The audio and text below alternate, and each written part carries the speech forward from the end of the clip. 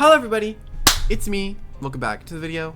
Now, in this video, I'm going to be breaking down the summer update bit by bit till there's nothing left at all.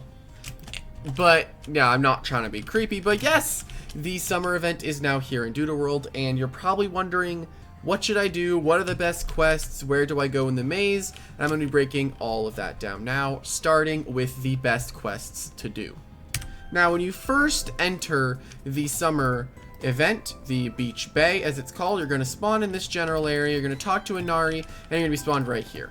You want to go over here and you want to talk to this quest board, and you'll get 3 different quests. The best quest, in my opinion, if you want to grind to get fast sand dollars, is the buried treasure quest. It is an incredibly simple quest. You just click it, and then there's going to be some dirt mounds on the beach, and all you do is walk up to them and you click them, and that's it. You get 8 from this. You can get 4, you can get 12, and yeah, I found the sand dollars 8, and I'm done.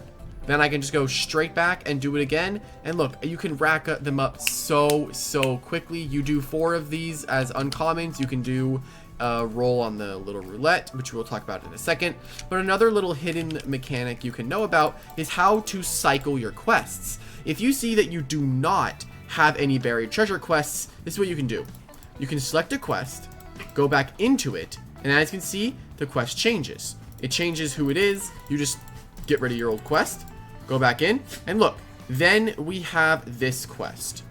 Funnily enough, I was going to be talking about the maze next. Now, the maze is a really weird quest in my opinion. I'll go ahead and show you guys what it is. Basically, when you select the maze, you have to go onto the pier, go to the left, and you can head into the Lost Forest.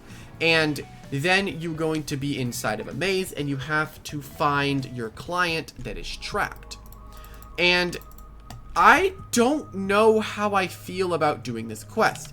In my opinion, I don't think this is the quest you should spend your time on, because there are much better quests that you can be doing. Like, in the duration of me looking for Wish in this area, I could have done like 3 buried treasures, and I could have gotten 24 instead of the 20 I would get from looking here. But I say once they release, or once we figure out what the map layout looks like, we could definitely figure it out. And there's also a little secret area that I kind of want to show. It's right here. If you jump right here and then like squeeze in between this little rock right here, it's very simple to find. It's at the very beginning. I'll go to the beginning real quick. It's at the very beginning. You just go right here, and generally if you see the little yellow marker, it's going to be in this little route. So you want to go straight up, just dart it right here until you get to the very end of this wall, hug it to the right, jump, and then hug and go in. And then you're in, and that's pretty simple. And then from here, just try to find your way to get to the Wish NPC, or whatever NPC you end up getting. And that's pretty much the whole quest. Again, I don't think this is a very worth it quest to do. I think there are definitely better quests that you can do, which I think are more worth it. But it definitely looks like I'm actually coming up on actually getting it, which is pretty surprising. It looks like it's like right down here. So let's see. I tried, and this is the closest I can get to him. I really have not found the route to get into this backline. But again, I don't think this quest is worth it, because I just spent like 5 minutes wandering around trying to find my way. And it's just not a very worth a quest to do. I'd recommend, just if you want to get sand dollars as fast as possible, just do the buried treasure. It is so simple. You just have to, you can even do the delivery quests as well. I think those are also pretty good, but I just think the buried quest is just much better. And next, I want to talk about the shops that we actually have access to. For one, we have the Inari shop, which you can use. It's all sand dollar currency. You can buy a bunch of really cool titles, a spinny beach color. You can buy living, you can live in coral, you buy all that. And then there's the King Pleepo balloon mount, which I think everyone is going to want to get, because it is a pretty cool mount, I'm not going to lie. And yeah, you can just get titles, you can get mounts, and it's honestly a really cool shop that she has set up for us. And that is one way you can actually spend the sand dollars. The next way you can spend them is over here in the, essentially the roulette, or a very cool roulette. Kind of reminds me of the old Project Pokemon roulette, where you can talk to this guy, and then here you can spend 40 sand dollars to get a guaranteed summer skin, or you can spend 10 to get any item in the game or any equipment in the game.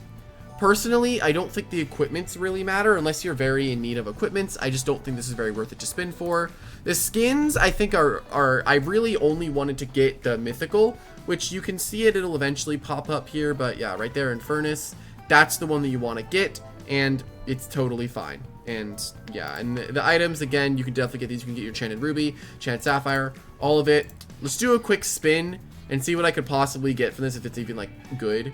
But yeah, I did miss out on the Infernus, but hey, you know, gotta get more sand dollars. And another little tricky thing is the house layout here.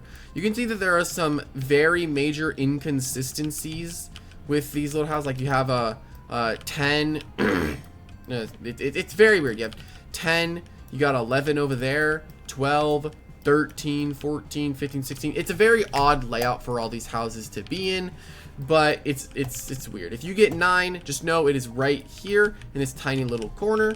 If you get 11, it's also in this tiny little corner. And yeah, I don't know why they're arranged like that. It's very weird. You have the 1, 2, 3, 4, and 5 all the way back here. 6, 7. You got everything you're ever going to need. It's just don't get tripped up. 13 is right next to 15 and 16. I don't know why, but hey, I guess that is how it works. And yeah, I think the last thing we can talk about is, I would assume, the mythical that they've added. I guess before we talk about the mythical, I could go over all the quests. You have the battle quest, which is very generic. You click on it, then you go to a house, and you go do a battle. It is as simple as that. I'm not going to go do the battle, because it's just go to the house and do the battle. Then you have the infestation package delivery, pizza delivery. Pizza delivery is simple. You grab the pizza from this guy over here, talk to him, and then you go get the anchovy pizza, or whatever the heck the other pizza is. Go to house 15, which we know house 15 is the purple one all the way at the top. So we just go here, knock on his door, and he will answer, and then we can give him his delicious pizza. And then we get 4 sand dollars, and that's also a pretty good one, I'd say, that you can do. Generally is a pretty nice one. And yeah, then you have the battle one again. The package delivery is kind of like the same thing, where you want to go to the individual's house. Over here is number 3, and you talk to him.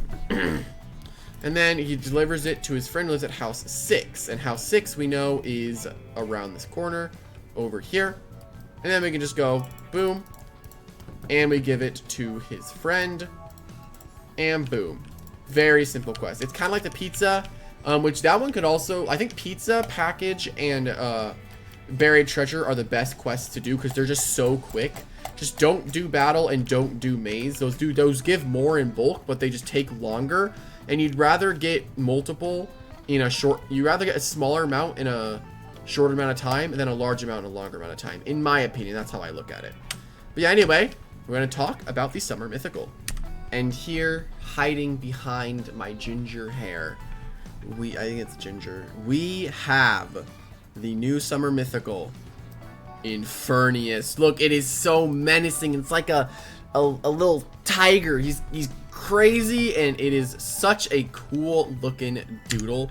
And let's just go ahead straight into it. Here we have Infernus, and its trait's pretty cool. I think its hidden trait is menacing snarl, which is it's probably the better ability than this. The doodle's fire type attacks do double damage against against earth type doodles. So essentially you have a neutral hit on most earth types.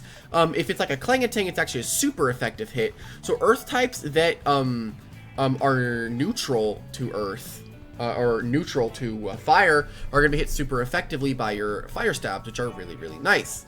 And it has a pretty high base stat total. I think it's like every other base stat total, but this one has, I think it's, I'll go ahead and go to Social Park and show you. Hold up. And we'll go ahead and check the base stat total here. We got 110 HP, 90 attack, 80 defense, 115 magical attack, 80 magical defense, and 85 speed. This thing is really good. This base stat total is honestly insane. You have 110 HP, so you're gonna be having to, you take multiple hits, and you hit really hard with that 115. You're generally pretty quick. These stats are just so so strong, and it is going to be very difficult to actually stop this thing from just like kind of curb stomping. I really feel like it's going to be very, very solid. It also has the, and if I remember correctly, the fire and light typing, which, if I recall, is weak to, let's see, earth, dark, water, and ice. I'm pretty sure those are the only weaknesses. I could be wrong. Earth, dark, ice, water. I think that's something. It is immune to spirit.